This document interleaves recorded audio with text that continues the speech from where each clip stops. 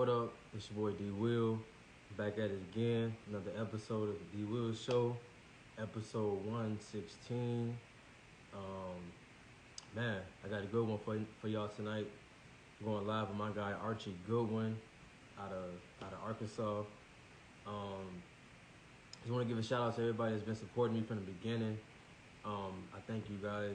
Whether you subscribe to the YouTube channel, if you listen to it on Spotify, Apple, Google, I appreciate all the love. But be sure to follow, subscribe to everything on the YouTube channel, Spotify, Apple, Google, D Will Show. Go follow. But I got my guy Archie Goodwin tapping in with me.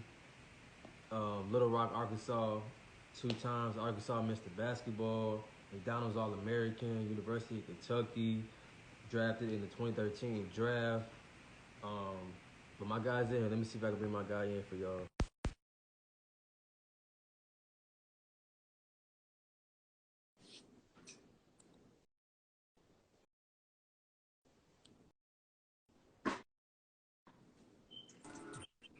My What guy. up? What up? What's up, Brody? How you feeling? I'm good, man. How you doing, bro? I'm good, man. I appreciate you, Brody. You know, last time Instagram was hating on us, man. Oh yeah, it was not letting us.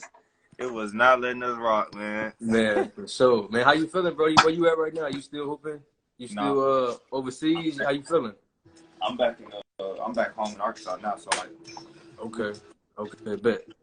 Dang, Brody, you flipped your camera the other way from me, Brody. You got you upside down. Okay. No, Can you hear me? Yeah, we good. Yeah. But, I had to. So our team, we was in playoffs in 2 of our leagues, and we lost in the playoffs in both of them. So it was man. Yeah. How was the season though? Like, where were you at? You know what I mean? How was it going for you? So the team that I was with was the team that I was with last year before the war in Ukraine. Okay. But we lived in Rome this year instead of living in Ukraine because of the war. Yeah. We played in Europe Cup, we played in the Balkan League, and then we played in the ENBL League. So we had to play 3 like European League competition leagues, and so that was kind of it, man. It was fun though, man. I enjoyed it. I was out there having a good time. So that's the team you was hooping with Jerome Randall on that team, right? Last year, yeah, but he didn't play with us this year. He's in Africa, I think. Okay. Yeah, I seen it. I was like, that's tough. Y'all hooping together. That's tough. That guy, like Jerome, he can go. Jerome can go. That's a show, dude, man. For sure. Man, bro, I know I had you on before, you know what I mean? But for those who don't really, not too familiar with my platform, I kind of want to go back to the beginning, bro. Born in Little Rock. How was your upbringing in Little Rock, Arkansas? Man, it was cool. So I grew up with a big family. I have a lot of sisters. So I have 6 sisters and 3 brothers, like on my mom and dad's side combined. It wasn't bad, man. Honestly, they kept me out of trouble. I got in a little trouble, but not nothing crazy, you know. But yeah, they kept my head on the most part, and my parents did a great job of keeping me straight and focused on what I wanted to do. So, man, I have no complaints, man. I was grateful because it can go either way in Little Rock for real. If you go, you know. Yeah. But how did you Okay, I'll wait for you to come back. Go ahead. You good? I hear you. I'll just okay. No, for you, bro, like, you know what I'm saying, growing up, like, did you play a bunch of sports growing up? Like, what made you really pick up hooping? Like, what made you fall in love with hooping? You was like, all right, that's what I'm going to do with my life. Man, so I played football for a little bit. I was quarterback, and I was actually pretty good. And I played baseball for 1 year. I didn't like baseball, though. Baseball wasn't for me. But football, I'm rocking with it. But my mom, she was like, look, bro, you're going to have to pick one. I was better at basketball, obviously, so. And I like basketball more than football, too. So I went basketball, and that was the right choice because, like, I'm too skinny for football, and I never was big on lifting weights crazy.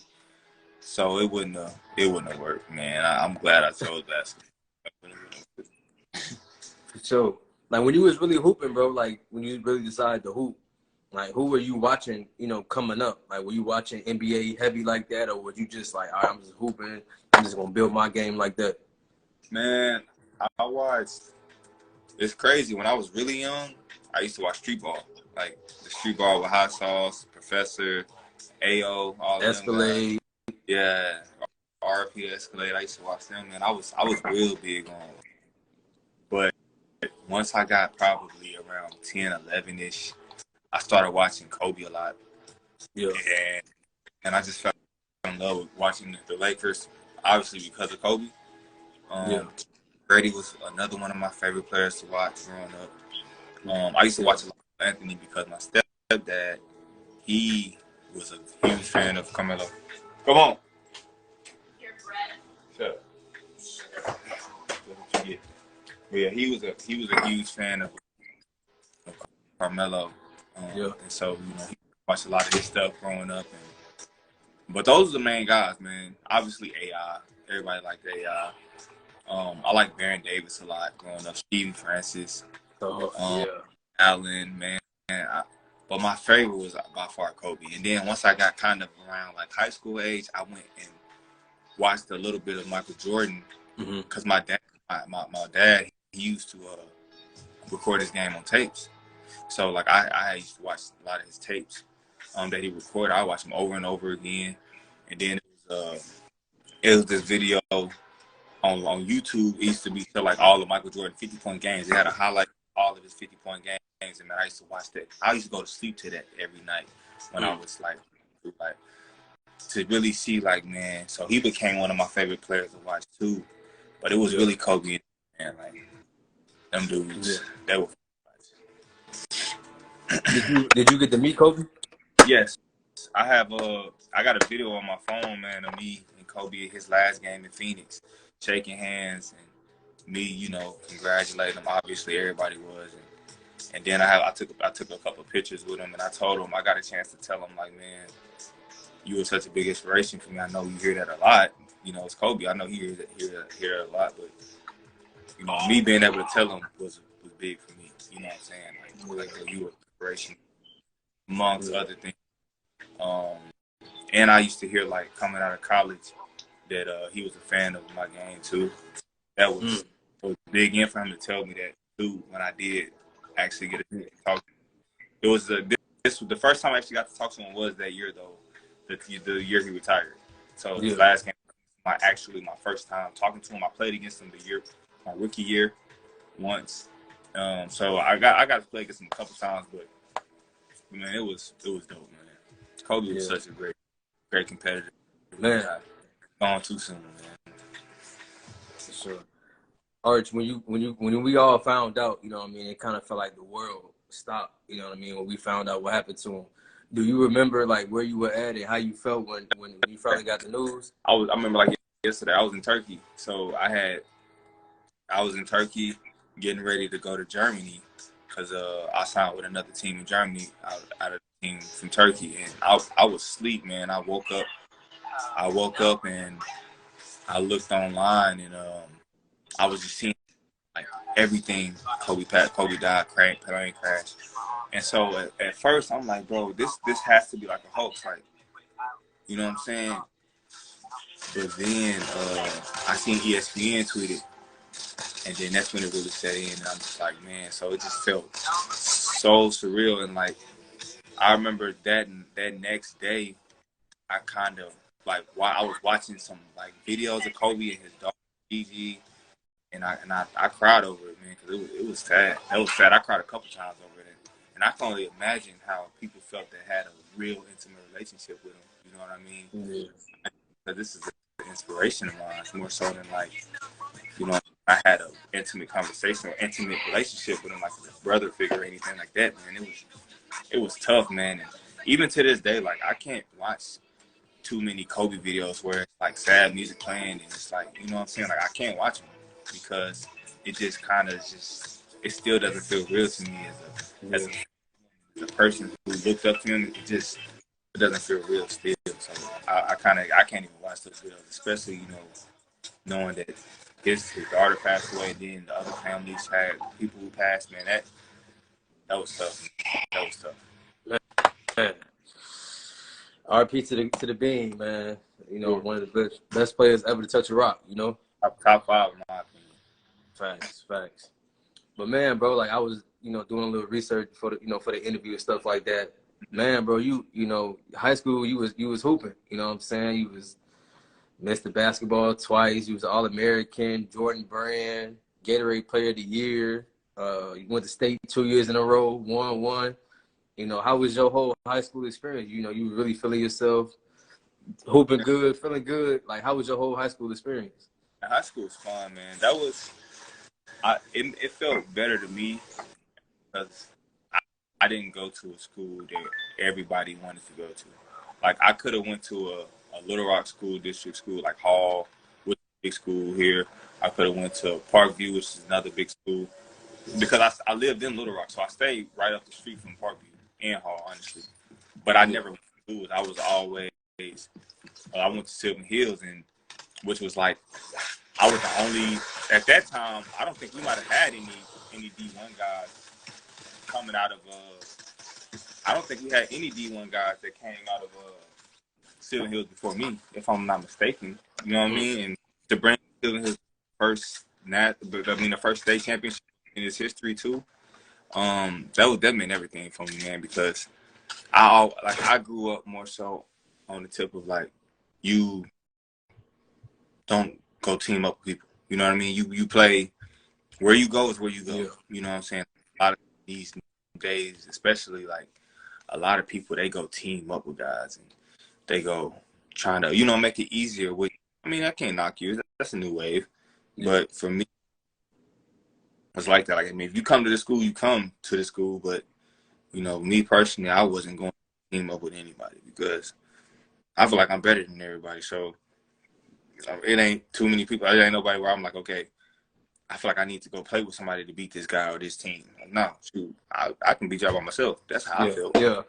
Yeah, talk. Yeah. I'm glad I went to where I went to, and I did it the way I did it because even now, you don't see that like dudes doing it no more. Like these young dudes now, man, they go team up. Mm-hmm. Quick. They go team up quick with like a prep school. You know what I'm saying? Like I could have went to Oak Hill. They wanted me to come there. I could have went there. I could have went to Finley Prep. Mm-hmm. They wanted me to come. But no. I'm a top 10 player in my class at Silver Hills. I'm staying here. Why go here? Why go there? You know what I mean? Yeah. Now, how far was the school from you? Like from where you live? 20 minutes. Oh, okay. Before I started driving, I used to take a bus, like a little yellow bus, like not a little, but a regular size yellow bus. Because there was a couple kids. I don't know. Yeah, I had to make that clear. But it was a couple kids. That stayed in the Little Rock School District, so we had a full bus of kids. It wasn't, you know what I mean? It was cool, so it wasn't that long. Yeah. Okay. So, like I said, you had a monster career, in high school. Then it come down to making your choice for college. You know what I mean? Who were some of the schools that was looking at you that you kind of had your eye on? Who was your dream school, and what led to your choice of going to Kentucky? So I had every college. Like I had an offer from pretty much every college you can think of. Only major college that I know I didn't have an offer from was Duke.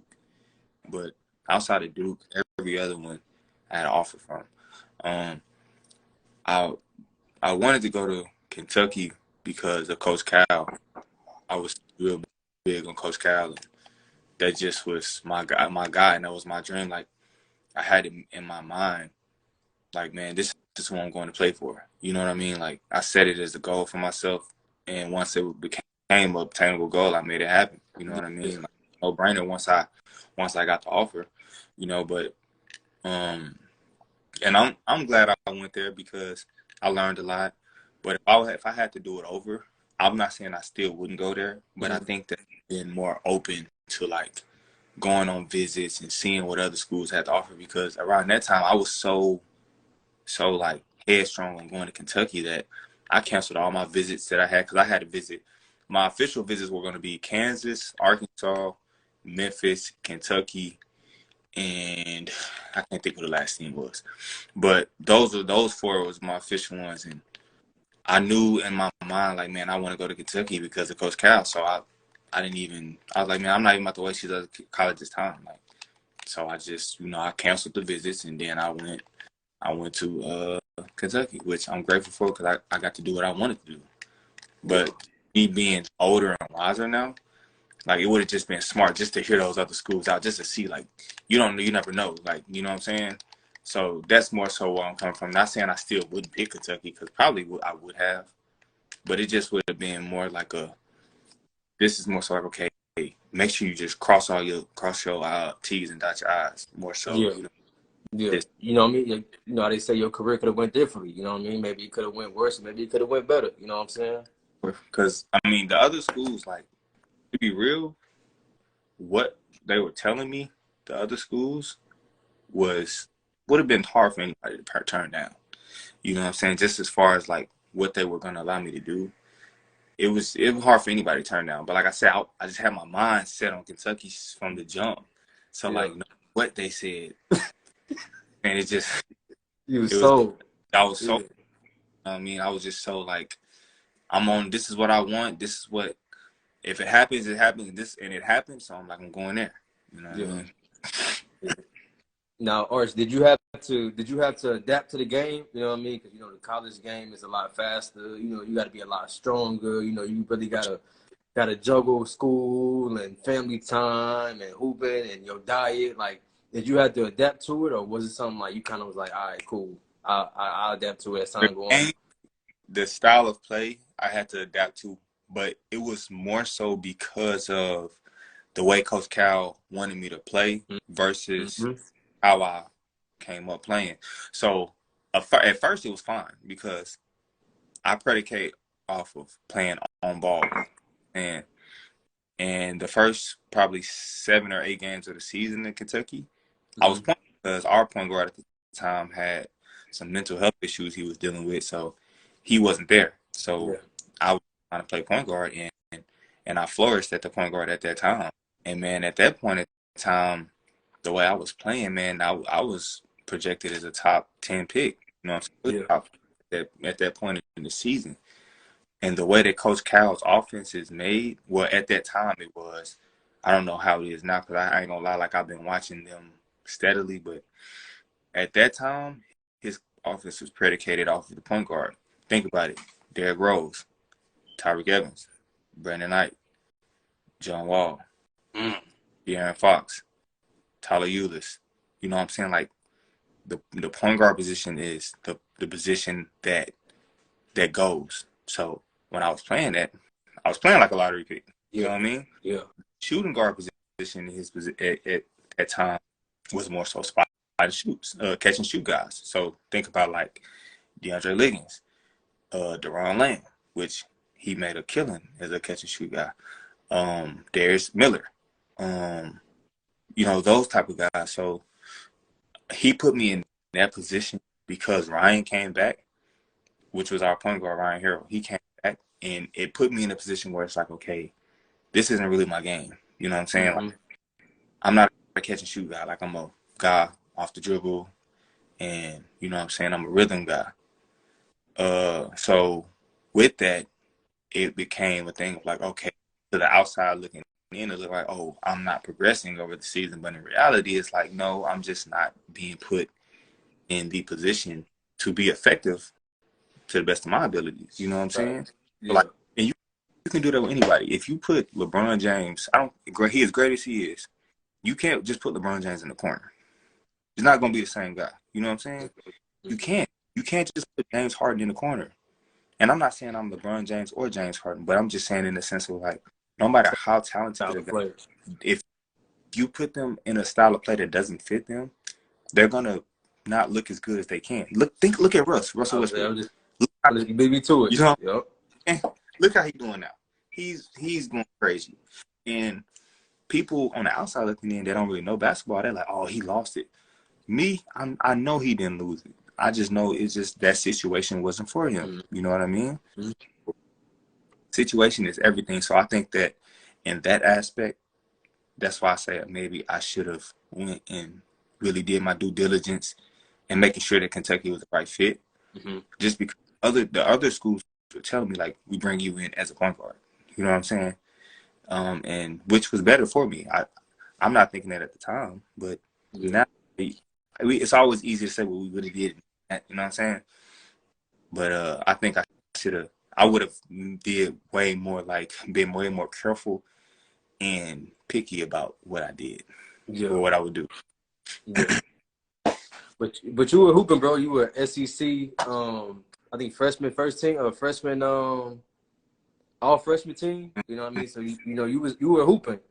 Did you always feel like you would want to do it 1 year? Did you think about doing 4? Like, what was your mindset of, was it because of how the season went? Like, when did you make your mind up when you was like, all right, I'm putting my name in the draft, I'm going? Well, I kind of, me being in Kentucky, one in time where we had not that season. Yeah. I took a lot of the backlash for that. I think I was our leading scorer or whatever, so that all the backlash gonna come to me, which is fine, But at that time, being 17 and 18 years old, that was a lot.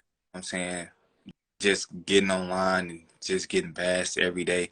No matter if I have a good game or not, I'm getting bashed, And it happened. Actually, it was going on for years at a time, where it's like, no matter what happens, if a dude play bad, they putting it on me, or like, you know what I'm saying, like, oh, this is Archie used to do it, blah, blah, blah, you know what I'm saying? And I dealt with that for so long to where it was just like, man, I'm not happy here. I'm not gonna be happy having to deal with this for another couple of years. You know what I'm saying? Like, so it was in my best interest to go to the league, because obviously I wanted to go to the league, but like, I didn't want to deal with another year of that type of scrutiny, just because it's like I'm taking all the blame when really I shouldn't be the one taking all the blame. Like, I'm playing, hardest playing, do it out there. I'm giving it everything I got. You know what I'm saying? Like, I shouldn't be getting scrutinized like I am. But, reality of it was, I was. And I just wasn't really rocking with that. You know what I'm saying? Like, and obviously, certain schools have true fans and other ones just retards and dudes who don't know the game that's talking. But, man, I used to just deal with so much backlash that I wasn't rocking with, man. And it just was, I just needed a different look, because I wasn't going to transfer, because I didn't want to make it seem like I didn't like Kentucky, because I did. You know what I'm saying? Like, if I transfer, I just come like, oh, he didn't like, you know what I'm saying? Like, I didn't, because nobody deserved that. Coach Cal didn't deserve that, because he was great. But it was just like, man, this season just was not what we thought. And I just needed a different look. You know what I'm saying? And there's wrong with that. Like, sometimes you need different looks in life. You know what I mean? You need different things. You need to explore different options to where you can find more success. You can find happiness, peace, all those things that, we all want in life. So it was just something I needed, man. For real. Thanks. So how was the whole draft process for you? I know some people say they go through a hella workout. Some people say they only had a few. Some people said they didn't want to get drafted. I mean, they didn't think they want to get drafted. They was late second round, first round. How was that whole process for you? Like, did you have an idea, like, all right, I'm going between here and here? Did you kind of hesitant, like, damn, I don't know if I should have jumped in yet? So I knew I was realistically gonna go mid to late first round. Like, I knew I was going first round. It was just about where, because of placement of teams. Because the NBA is, it's like some teams might like you, some teams might not. So if the team like get a higher pick, then you can hire. So that's more so what it was. And I did like 18 workouts, 17 or 18 workouts, because I had a couple workouts for a couple teams where they wanted me to come back for a second workout. And so the teams that want you to come back for second workouts usually like you a lot. You know what I mean? So, and the team that drafted me, I came to the second workout, which was the Suns. And so I knew I had a chance to go lottery, but I'm not gonna lie. I think I might have told you about that other time. I said that's a story for another. The first talked, and it still is a story for another day, because I'm still playing, and I don't want to dive that deep into it just for business reasons. But I had a real chance at going lottery, but it didn't happen. So I ended up falling to like first round. which still fine. Yeah. But my dream of being drafted became a reality, and that was the biggest thing for me. I was grateful for, and still am grateful for it. Nice. Not everybody can say that they did that. You know what I'm saying? Not everybody can say that they played in the NBA. Not everybody can say that they had a chance to live out their dream. Yeah. I'm still chasing my dreams. I'm only 28. I still have a lot of time and opportunity to go back to the NBA, and God willing, it'll have to keep my Thanks. getting better. And in the right situation, like it's a lot of dudes, man, in Europe that can easily be on the NBA roster, and there's a lot of dudes on the NBA roster that, quite frankly, aren't that good. Yeah. So Yeah. it's just about timing and everything in life, bro. Timing is everything. So right timing, it'll happen for sure. And I pray about it, and I think about it towards it. So I think it'll happen at the right time. Thanks. Okay, so you were the 29th pick. OKC drafted you, and then you were traded to Golden State, and then you were traded to Phoenix. Mm-hmm. What was going through your mind through all that when, you know what I mean, you get traded, you think you're going here, but then you're going here, then you're going here. Like, I already knew. That was what was going to happen. So I knew I was going to Phoenix, because my agent had called me like, hey, what's not going to draft you, but this is where you're going. So I already had an idea that was going to happen. You know what I'm saying? Yeah. So it wasn't like I was like, oh, I don't know what's about to happen. Like, I already knew. Yeah. They tell you. Yeah. So Arch, how did you maintain that NBA lifestyle? You know what I mean? Like, everything changes for you, like, not just for your life, but your family's life, people around you life. Like, how did you maintain, like, okay, I gotta be smart with my money. I gotta be able to, you know what I mean, maintain my style of play to stay in the league. Like, how did you maintain just pretty much fame, like, in your neighborhood? Everybody want, Arch, let me hold something, let me, you know what I mean, trying to kick it with you. Like, how did you maintain that lifestyle where you was like, all right, I gotta learn to say no. I gotta learn when to, do this and do that. Well, I'm gonna be honest with you, man. It's been hard. I have a telling people no. Mm-hmm. Realistically, the stuff that people ask me for, I can do. You know what I'm saying? So I'm not even gonna sit here and act like I be telling people no. For real, for real. You know what I mean? Like, It's hard, bro. if I don't know you, then I'm, you know what I'm saying? Yeah. But like, people I know that I'm really in tune with, it's hard for me to know. You know what I'm saying? Because you know what I'm saying? If I know I can do it, it's just like, I feel bad if I say no, knowing that I can help it out. Yeah. But to be real, man, I have a small circle of people, and it's always been like that. So it hasn't, and I got a big family, man. So it's like, I don't really have much room for other people in my life because I have a big family. You know what I mean? And I help my people out. And I'm gonna continue to do that, and and the more that I get, more I get, I always feel like, it's always good to give, because the more you give, the more you receive. You know what I'm saying? Plus others, the more I'll be able to do for myself, the more fulfillment I get out of that. You know what I mean? Like, the best friend in the world, being able to help out when you know what I'm saying, you can help people out that really need it. So that's an amazing feeling that I have anytime I do help people out.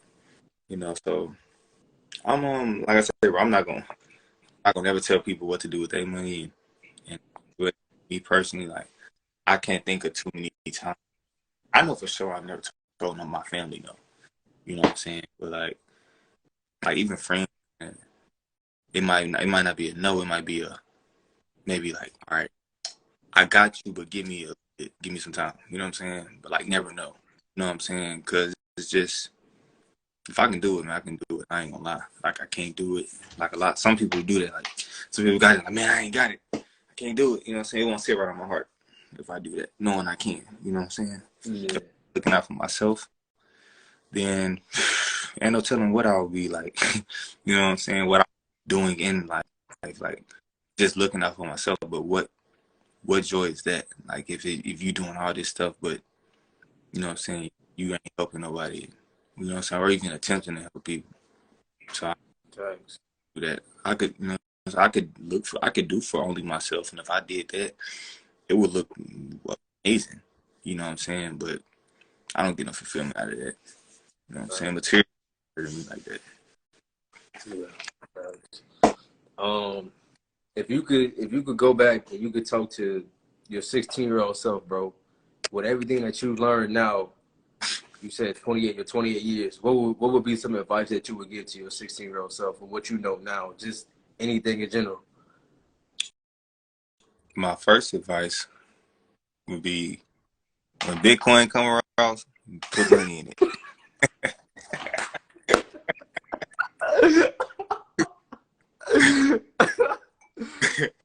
Put everything you got in there and just let it sit. That's the first advice.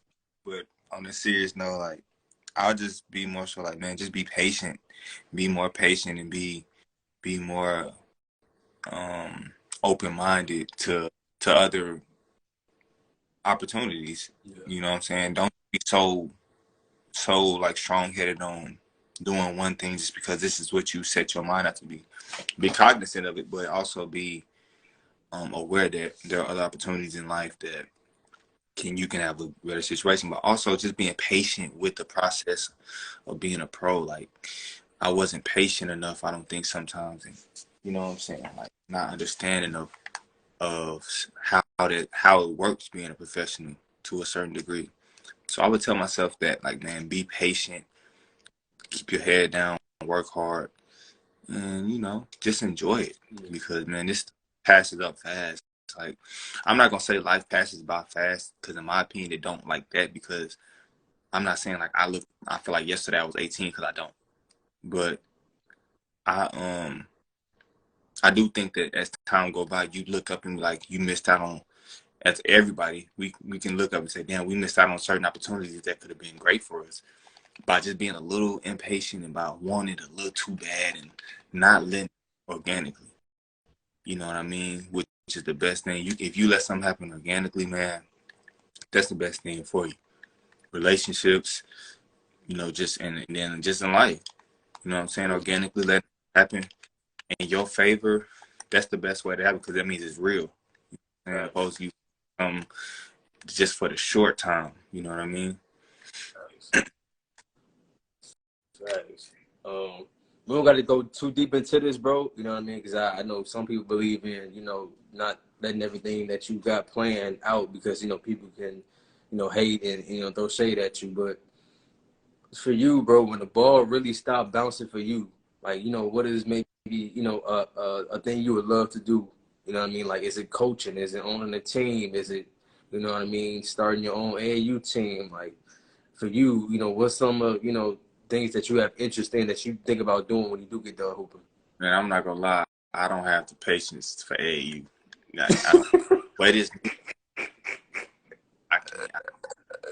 You can't do it, Brody? But what I can say, I have a brother that's coaching college right now. He's doing a great job. And if I retire and hopefully he's still a head coach, I'd love to come work with him. You know what I mean? Like, that would be something I would want to do. And I don't even think I've told him that yet, honestly. But that would be something that I would be really open to doing.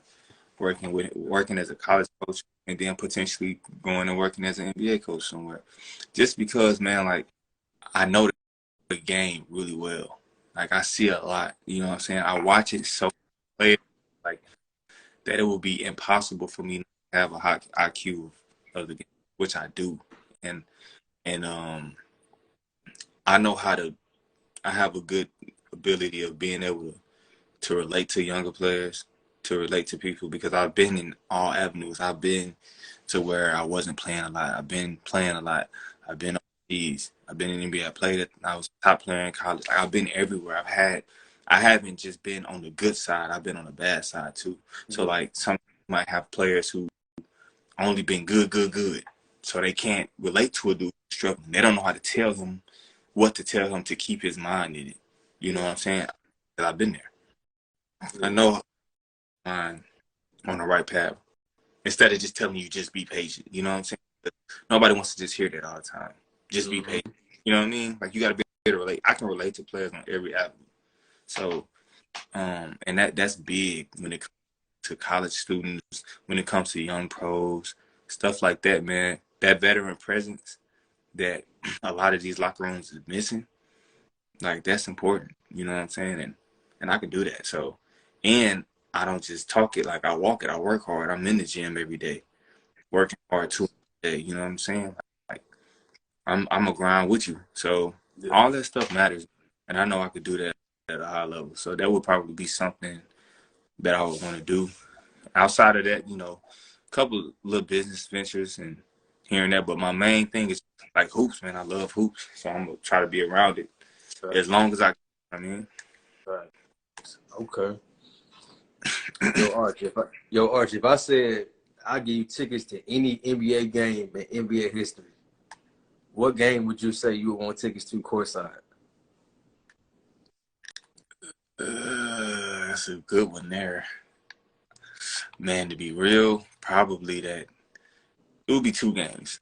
First game would be the Golden State versus Cleveland on the game 7 on the 3-1 comeback. Mm-hmm. There for that. And then I would say the second game would be Michael Jordan's last game against Utah with his last championship. I would love to be there for that. Like those moments, those are two moments that I want to be in. And then even Kobe's last game, like I remember when we had a game that same night, and after our game, everybody on our team ran to the video room to just watch the last couple minutes of his game, just so we can see. You know what I mean? Like those type of moments, man, are just cemented in basketball history. You know what I'm saying? You cherish those moments. You have to, because, man, the league is going in a weird way right now, to be honest. The way it's trending it's just weird. It's not organic basketball. So the guys who are the greats, you have to cherish them. Like, we got to cherish LeBron. We got to cherish Russell Westbrook. We got to cherish KD. We got to cherish these guys, man, because once they're gone, you still have Giannis, you still have Luka, guys like that. But the bunch after, it's always going to be great players, but, man, the way the game is played is just different. You know what I'm saying? It's not the same, man. Yeah.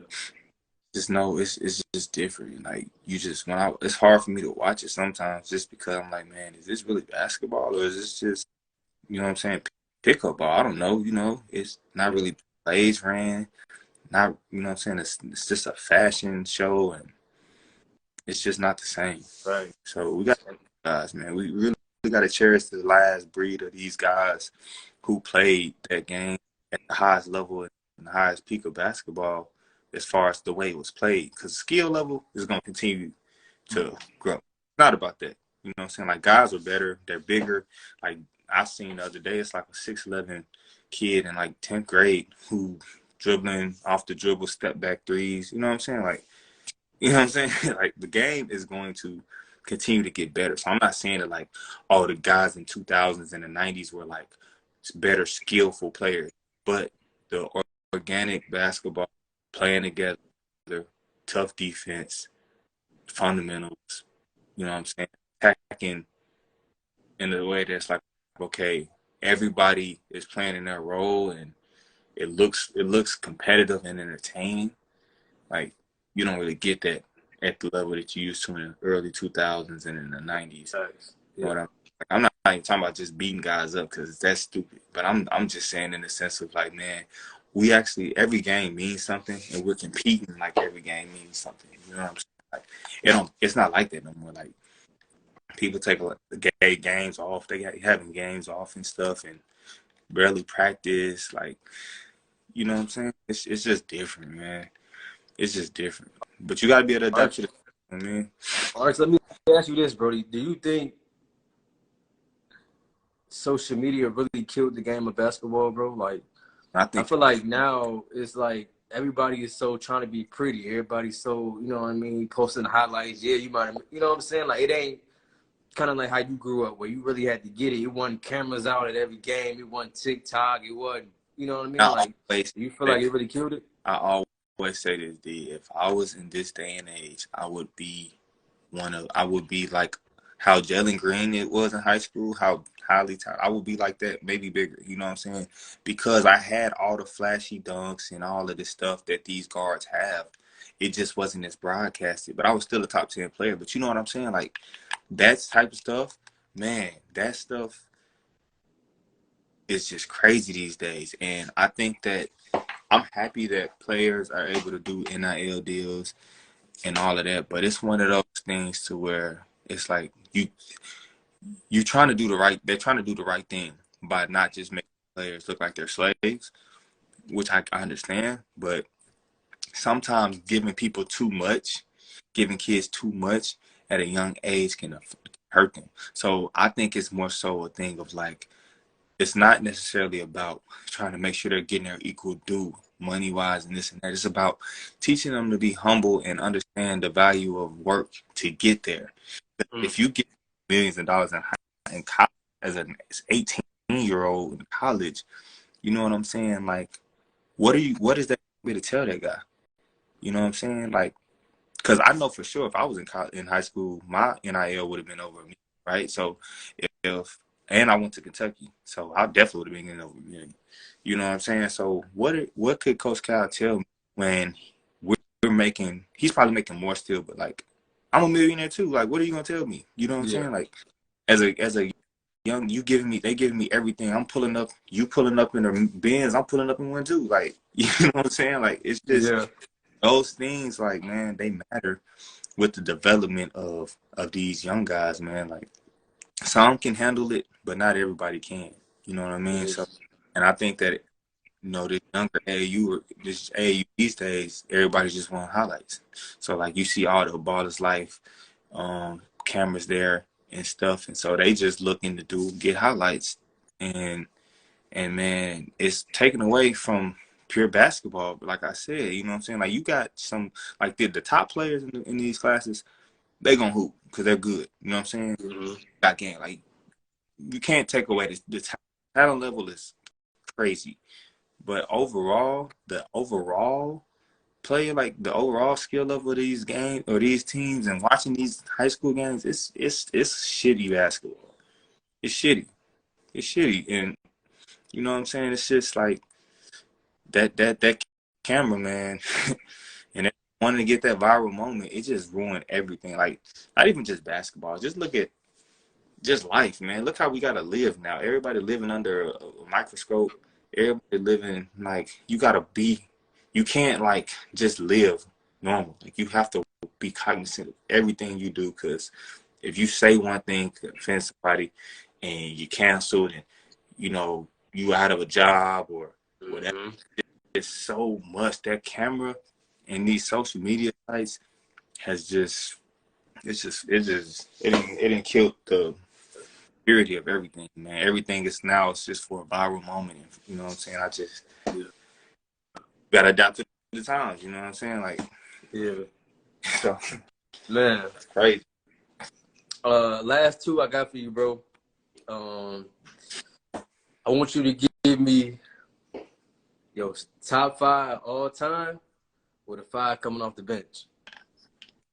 So top 5 all time, and then a 5 come off the bench. Yep. So give me your starting 5. Give me your 5 coming in after them.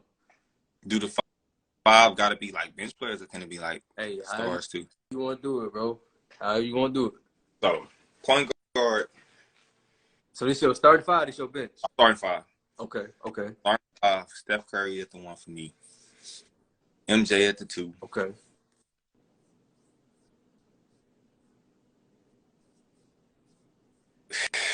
This is tough. Just because I'm building a team, I'm gonna say this. It's an asterisk. This is me building a team, and I have to build my team the best way I can build it. So, with that being said, at the 3 it's going to be KD. At the 4 LeBron, and at the 5 it's going to be Shaq. Now, I say that. All right, I ain't mad at that at all. I say that because I told you Kobe is top 5 to me. You know what I'm saying? But I can't have him and MJ on the wing. You know what I'm saying? Like I gotta like A and B. Yeah. I mean, so 1A, 1B. I mean, I have, so with that lineup, I have some defenders and MJ, Prime Bron, Shaq, good defenders.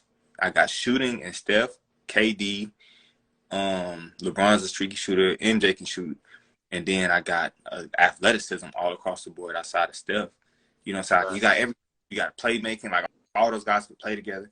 So that's why that would be my starting five. Off the bench, I would bring. I would probably bring off the bench Magic. Off the bench, I would bring Kobe off the bench. Okay. I would bring 1, 2, 3. Since I got Kobe in there, I'll probably put Kawhi as a 3. Okay. Then at the 4, I'm bringing Greek Freak, and then the 5, I'm bringing Will Chamberlain. Your bench might be almost better than your starting 5, bro. To be honest with you, it could be, man. Because I'm thinking of what players can mesh together. Because like a lot of times when people do these, they do like who the best 5 and who the next best 5. Like no, I'm thinking of it as a coach. Like okay, can this player mesh with this next player? You know what I'm saying? I can't bring Kobe and T in at the same time. No, you know what I'm saying? Yeah, it ain't gonna fit. You gotta bring in guys who can mesh together. I feel like Kobe and Kawhi can mesh, and Magic Johnson, everybody. Will Chamberlain, he's a lob threat, getting all the rebounds, blocks. You know what I'm saying? And then Giannis playing it off transition. You know what I'm saying? Like you have a little bit of everything, and they all are good defenders. So that's why. I mean, like I'm looking at it in the sense of like I'm building the team for that, not necessarily like who is the best players here and there. Yeah, you thinking logically. You ain't thinking like 2K. Exactly. You know what I mean? Yeah. Okay. Last one for you, Brody. I'm making sure to see who you're gonna say. Okay. Who is your NBA Finals prediction? Who do you have coming from the West? Who you have coming from the East? And who you got winning the whole thing? So if KD and the Suns stay healthy, I got them winning the whole thing. Book is too good. KD is too good. And you have Chris Paul, who's still really good. But the way Book and KD playing together, it's just nasty. You know what I'm saying? Like 2 very efficient scorers who are not as scared of or not afraid of any big moment. Like, they're tough. Like, I honestly don't see anybody competing with them for a title, for real, that they don't win like 4-1, 4-2 type thing, for real, if they healthy. But I would say them, and I would have said Milwaukee, but shoot. I think Milwaukee got everybody surprised right there. Yeah, but I would say probably, I would probably say Boston and versus Phoenix, and I think that Phoenix will win because Phoenix they just got a little more to me. You know what I'm saying? Okay. But speaking of Phoenix, Boston, you got Phoenix winning. What you got it in? What 6. I'll say 6. I'll be fair and say 6. Okay. I ain't mad at that. And who you think KD gonna get the Finals MVP? That's the thing. So like, I think he will, but something in my gut feeling just be like, Book is a real killer. I ain't gonna lie, he a killer. So like, he's trying to go for that too. You know what I'm saying? Yeah. It really just come down to who makes shots. For real. No, for sure. And because like, I remember it was the series where KD and Steph won their last championship together. Steph, it was right on par with KD for that. What's the name? He had one bad game and KD didn't, and that just flipped the tide. And he was visibly frustrated. Like I remember he went and punched something in the locker room or something. I don't think it's coming from a selfish place, you know what I'm saying? But shoot, you want accolades as a player of that caliber. You want those accolades, you know what I'm saying? So I totally get it. But like, man, you can't with KD on your team, man. He's so efficient, man. You can't really like miss too many shots because you know. And that dude don't miss. Like he really don't miss. Like and he gets to his spots better than anybody. Like I don't really feel like a player has gotten to their spots this good that KD do since Jordan. Like the way he gets spots and is able to just rise up and shoot it. And it's just nylon every time since the prime Jordan. I don't feel like nobody get to their spots that good since him besides KD. It's just like, you know, he getting to the midi. You know it. You know if he's shooting a three, it's a hezzy over the top off the left. You know it, but what are you going to do about it? Nothing. Bag up a little bit, give him that space for those shots. He's taking them and he's making them efficiently every time. So it's just, I don't see. Book got to really be on his P's and Q's. And he has been to this point. No, thanks. And he just got to be like that in the finals. And KD's been there. Like, so like, KD ain't thinking about that. You know what I'm saying? But I know Book is. Yeah. You know what I'm saying? Like, he's thinking like, damn, I want this finals MVP. And like I said, not from a selfish standpoint, just from, you know, a competitive standpoint. I don't think he's going to selfishly try to go for it and potentially cost his team a chance at winning it. But it's just like that little thought in the back of your head. Like, I got to make these shots. Or you see KD, he 9 for 13 right now with 26. And it's just like, you know what I'm saying? 7 for 16 right now. You know what I mean? Like, think about more. So, you know what I mean? It's just something you think about a little bit. Yeah. So, but they will.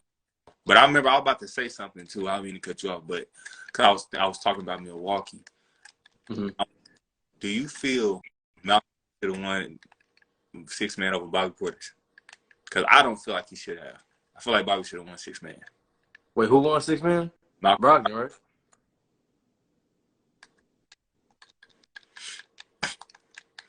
Now, honestly, bro, I thought it could have went to either Bobby Portis or quickly over Brogdon. If I'm being totally honest, you know what I'm saying?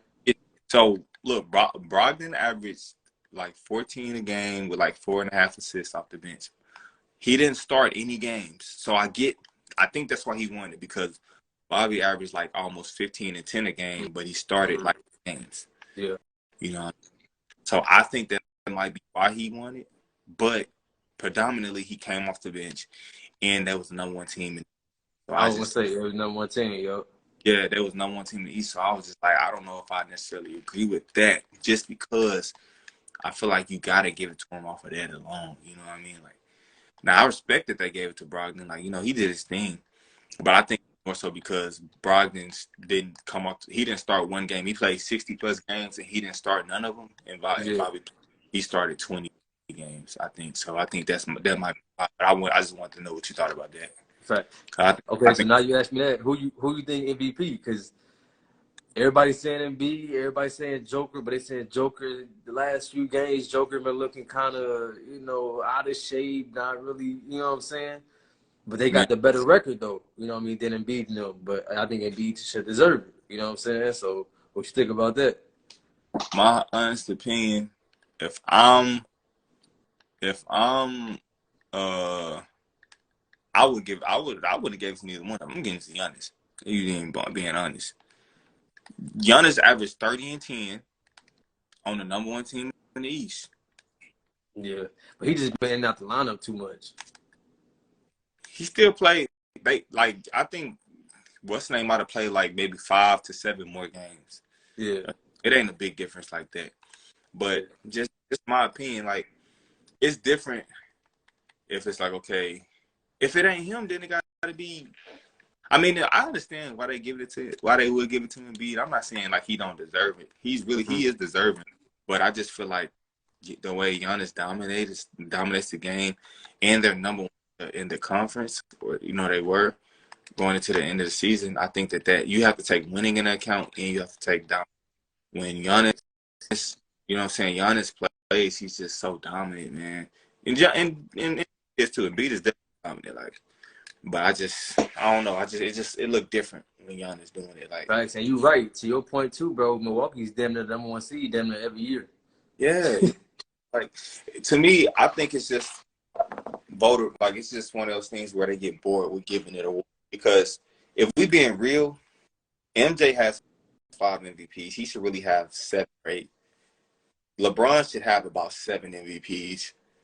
James Harden should maybe have 3 MVPs. Like, if we really giving it to they supposed to give to, my opinion. You know what I'm saying? Shaq should have 3 MVPs. Kobe only got 1, right? He should have at least 3 MVPs. Like, you know what I'm saying? Like, that Steve Nash one was questionable. Man, And not saying not taking nothing from Steve, but come on, No, man. right. You know what I'm Yeah. saying? Like it's a lot of it's just voter bias, I guess, or I don't know who be voting on this stuff, but man, it's crazy to me to think like these dudes, they be giving some of these dudes MVP. They don't deserve them. Now, Jokic last year for sure should have got MVP. You know what I'm saying? Nominated. The year before, I don't know. You know what I'm Yeah, saying? no, because that back to back was a little wild. You know what I'm saying? So, and then even this year, like I would be more inclined to give it to him this year than that other year. You know what I'm saying? Like, Yeah. so it just, it's just a lot of. I think it'd be voter fatigue sometimes. Yeah. I like that new rule they did though, bro. Like you got to play a certain amount of games to Yeah, really you got. win. Because I mean, to win it, I think that's huge. Yeah. Because I feel like now, like you were talking about earlier, like the way the NBA is going now, bro, it's just I can't watch it sometimes either, bro. Like they don't play no defense. Everybody just shooting threes now. You know what I'm saying? Like the Man, style of play is just totally bro, different, bro. I'd be like, oh my god. I get tired of watching that stuff sometimes, but like, especially these younger teams, man, I can't even watch them. Like, I'll turn on some of these games. I'd be like, bro, what is this? And I just go watch a movie or something. Bro. I just can't. That's bro. Like, I don't know what I'm going to watch when certain players are out or retired. You know what I'm saying? If the trend of basketball is going like it is, because you got to think within the next 5 to 10 years, a lot of these guys are going to be retired. So that's going to be a whole new wave. And if this whole new wave come in playing this type of brand, whew, I don't know what you know what I'm saying? And I would hate to be that person that people be like, oh, he an old head, he don't, like I don't want to, you know what I'm saying? Like how they doing it now? How they doing like Oakley and all them now? Yeah. And I know how to adjust and adapt to times, but it's just like, dude, y'all are killing the game just because y'all don't understand, like with the skill level y'all have, if y'all was to really play this game at a competitive level and really play it for the love of the game, strictly like how it used to be played, instead of like all these other little components, because that's a lot of this other stuff is what's getting in the way, then it'll look a lot different. You know what I'm saying? And it's just like, in this day and age, it's hard to hold people accountable. You know what I'm saying? It's hard to be critical of people without getting scrutinized and saying, oh, he's doing too much. You know what I'm saying? Like, it's just hard to do these things.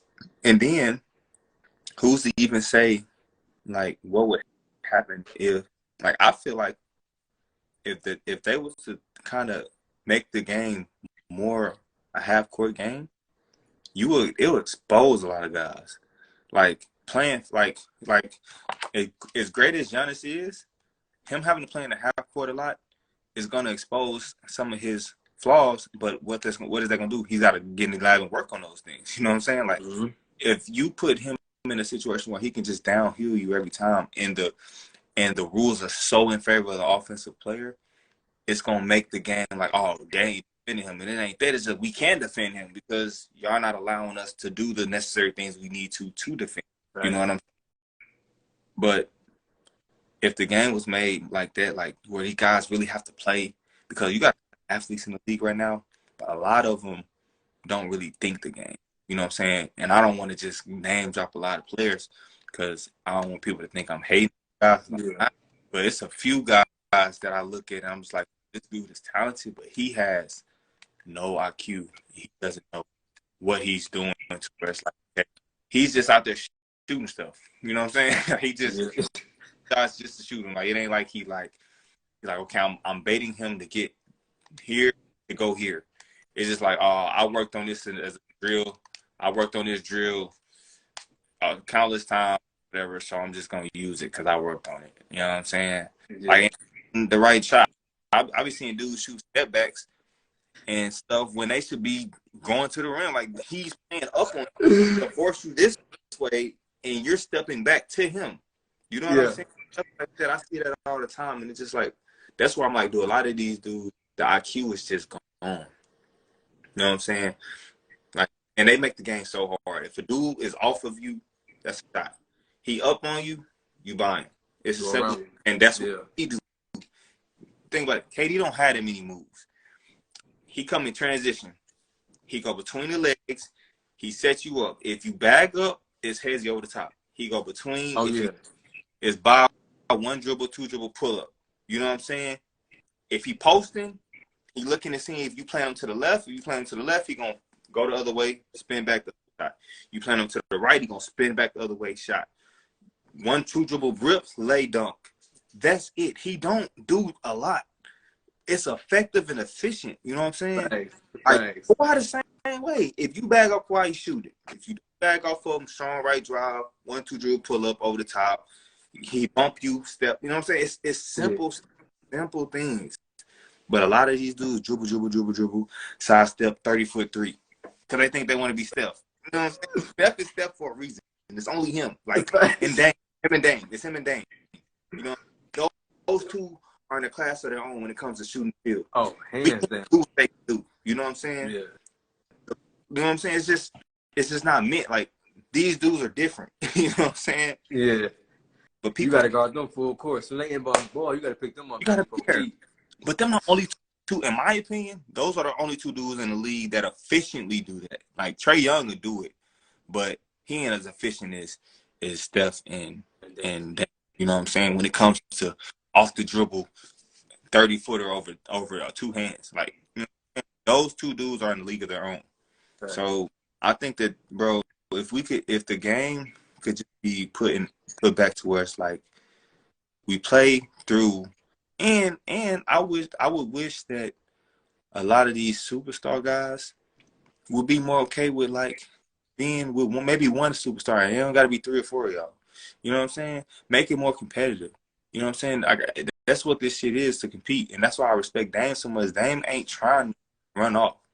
Now, I feel like Portland might be putting him in a position to where he has to move on from them because they go rebuild mode, and Dame is like 32 or 33. You know what I'm saying? It's about that time. Yeah. But I would hope they would do the right thing by him and put him somewhere where he can compete for a championship if they're not going to get those necessary pieces. Yeah. But a guy like that, man, he ain't ducking smoke. He ain't looking to join nobody. You know what I'm saying? Golden State, they did it the right way for the KD thing. You know, like they just built a great team. You know what I'm saying? But if you can get KD, I can't be mad. You can get KD, you get him. You know what I mean? Like, one of the greatest ever. So, but man, where would you like to see Dame go, bro? If that was the move, like if you was Dame and Portland coming to you, like, all right, give us a list of teams you want to go to. You know what I mean? What would be? Because I know you say you think the game deeper. You don't just think like, all right, it's 2K. Like realistically, you know what I mean? Style of play, who's there, money wise, longevity. Okay. Who would be the teams you would give Portland and be like, all right, I want to go here? So if I'm Dame, I'm looking at who teams are, who can they get back in return as well. So right. I mean, like Miami. Kyle Lowry has a good size contract. You give Kyle Lowry up. You give up maybe like Martin and draft picks or something. You know what I'm saying? Try to make that work. I would look at a situation like that. Mm-hmm. I would look at what like Boston if Jaylen Brown leaves, because it's been talks of him potentially leaving. You know what I'm saying? So if he leave, you bring in another scorer or another guard to get that. You know what I'm saying? I would look at that situation. I would have said the Lakers, but the only thing about the Lakers is they ain't got the money now. Yeah, they don't got the money now. You know what I'm saying? So I don't know if I'm saying this no more. You know what I mean? Like, because I don't have the money. So depending on even the Clippers, depending on what they do with Russ. Now I think they should sign Russ back. But you never keep him. If they don't keep him, then the Clippers could be a good one. Paul George healthy, Kawhi healthy. I really feel like you might need to get rid of one of them. You know what I'm saying? To be honest. But what about Philly, bro? You rocking with Philly? What they gonna give him? But you're gonna have to move hard, though. You gotta move hard, but I would like that, but I don't know if Dame fit Philly just because how dynamic of a scorer he is. I don't. He can pass, but I think that James Harden is way more of a willing passer than Dame is, because Dame come off the screen and can shoot it from so many different angles that James Harden doesn't, because James is more so catch and shoot or sidestep, you know what I'm saying, to the right. Dame, he coming off 1-2 pull both ways. Sidestep left and right both ways. He coming off left downhill step back. You know what I'm saying? Like, he has a different variation, and those shots are good shots for him. So, like, in a situation where he's in a pick and roll, where James Harden he's diming Joel Embiid, because that's more so the play for him, because he might not feel comfortable coming off one dribble pull off the three straight into it. Down Embiid on that. For Dame, they back a little bit. That's over the top. You know what I'm saying? So that takes away some of Embiid's aggressiveness as well. You know what I'm saying? So it's just one of those. It's just. But I think like kind of like what you said, bro. I think that'll fit both of their styles, because I think not only putting Dame in Philly will help Embiid, but it'll help take some of the load off Embiid, because as we can see, every year around playoff time, Embiid is always battling the injury. He's always injured during playoffs for some reason. You know what I'm saying? Yeah. And if Dame was still the same player he was in Houston, I don't think, you know what I mean, Embiid body would be banged up as much as it is. But James Harden was his best when he was the man. He was able to dribble, shoot, you know, just like that Houston team, where they almost beat Golden State. You know what I'm saying? So I feel like at the point of James' career, maybe that is what's best for him. You know what I'm saying? I don't see Philly winning. No, I don't. So I think I don't see for Dame to have that big like that, it could be, bro. Thing. These play, like, I'll put it like this: when I was even in Portland with Dame, I was there the whole training camp. They tried to play Dame off the ball more to rest him instead of being on ball. And when that season started, the first probably 20 games of that season, he struggled because he was trying to be off the ball more. You know what I'm saying? He like trying to play through other guys. But he can't, ain't that he can't do it. It's just not for him. You know what I'm saying? It's just not. Like, you can't, like, he's such a dynamic player. Like, you can't just leave him off the ball. You know what I'm saying? So, like, with Joel, he's been playing this way for so long. Taking away them possessions from him is going to be frustrating for him. Even if it might be better for him, it's going to be frustrating. So, instead of him averaging 30, he averaging like 23, 22, he's going to be frustrated. You know what I'm saying? Because he's so used to being able to get the ball multiple possessions at a time, dominate when he wants to, shoot 20 shots, 15 free throws. Like, you take that away from him, he's going to be frustrated. So that's why I don't think that it'll work.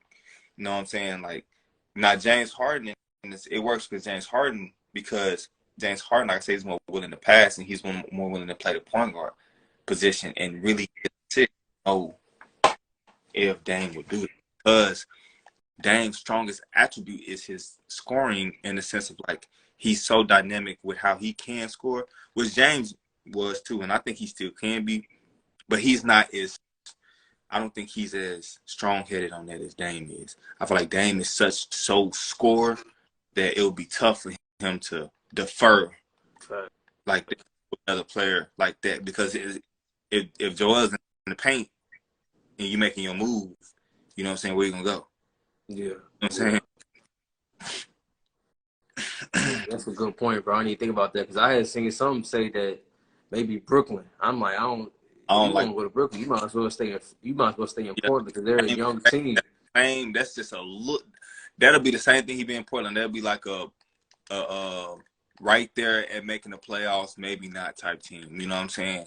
And he needs to go somewhere where it's an actual contention for a championship. That's why I think Miami would be great. And I say Miami would be great because regular season, Jimmy Butler chilling. You know what I'm saying? You see what he doing now? Yeah. He chilled. Like, he always chilled during the regular season. Then when the playoffs come, he turn up. That's what he do. That's what he do. That's always how he's been. You know what I'm saying? But that's why I think Miami would be a great fit for him. You know what I'm saying? He could play in the pick and roll, bam, catch a lob, throw lobs to him here and there, get him downhill sometimes. But those guys will really just be setting picks for him to come off and do him. You know what I mean? I think that would be the most realistic fit for me, that I can see, okay, this team with him, they could take that leap to win a championship. You know what I'm saying? Nice. That's a good point, bro. I didn't even think about that. Okay. We're going to see, man. Like I said, Dame is one of my second favorite player. You know what I'm saying? Melo was always my favorite player. You know what I mean? So I hope Melo's always your favorite player? Yeah, Melo and then Dame, yep. And then D Rose. Just because, you know, I'm from Chicago. So D Rose is everybody's favorite player in Chicago. We all want to see Derrick Rose. Man, so. Yeah, because he can still play. He can still play. Man, they need to get him out of there, man. They just wasted this whole year for him that he could have been. Man, I think they give him standing ovation and stuff, I be hating seeing that. I'm like, bro, he's not at that point in his career yet. Like, he's not. For real. He's not. For real. He's not a handicapped player. That dude still got it. Man. You know what I'm saying? He just was leading playoffs a couple years ago. Like that, you know what I'm saying? Come on, man. Stop doing that like that. And like I said, I still blame Chicago. We still blame Tears for, you know what I mean, for what happened to Rose, bro. But, you know, you really can't do that. If it's meant to happen, it's going to happen. Yeah, stuff like that. It's a part of the game, man. We hate it. And we always look for someone to blame when the injury happened. But the way D Rose move and jerk his body a lot, man, it can happen. And I feel the same way. And I pray it don't happen to Ja, but man, the way Ja there, man. The way he been falling lately, bro. That shit is scary, dog. Man. Scary. I think somebody should be, and I think that you brought that point up, bro. I think Derrick Rose would have been a perfect fit for Memphis, bro. Mm-hmm. Not only for Ja, but just for that whole team. They really don't have a veteran on that team besides Steven Adams. And I feel like Steven Adams is not really, I mean, he's a vet as far as just force it on. He ain't a vocal, like, exactly. Get everybody attention, tell you this is what we need to do type dude. Yeah, I know. Fact. And I feel like D Rose would have definitely been, because D Rose ain't as vocal either, but we know everybody compared Ja and D Rose to, you know what I mean, as the same.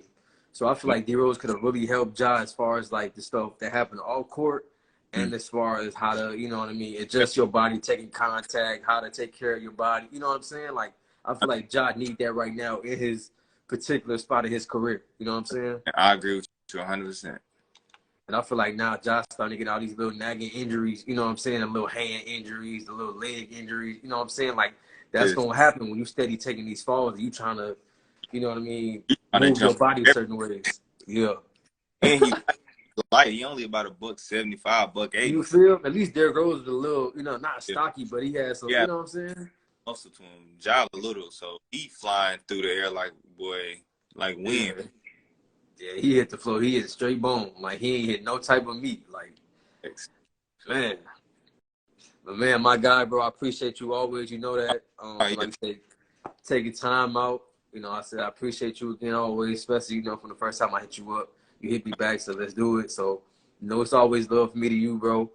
Praying. I know you're going to get back in the league, bro. And, you know, I'm speaking that for you. You know what I mean? All the health, success to you and your family. You know what I mean? Health to all y'all, man. So, and you, bro. All love, bro. Yeah, hit me whenever, bro. You know I love talking hoops. So, for sure. I'm always here for you. For sure. No, I'm gonna DM you my line, bro, because I'm trying to plan something, but, you know, get a bunch of the guys on here. You know, people that really know hoop before. You know what I'm saying? Yeah. We can get on here and just talk. I love to talk basketball. I love talking basketball, bro. So I'm always down for that. For sure. I'm gonna send you my number right now, Brody. All right, bet. All right, bet. Love, bro. All right, bro.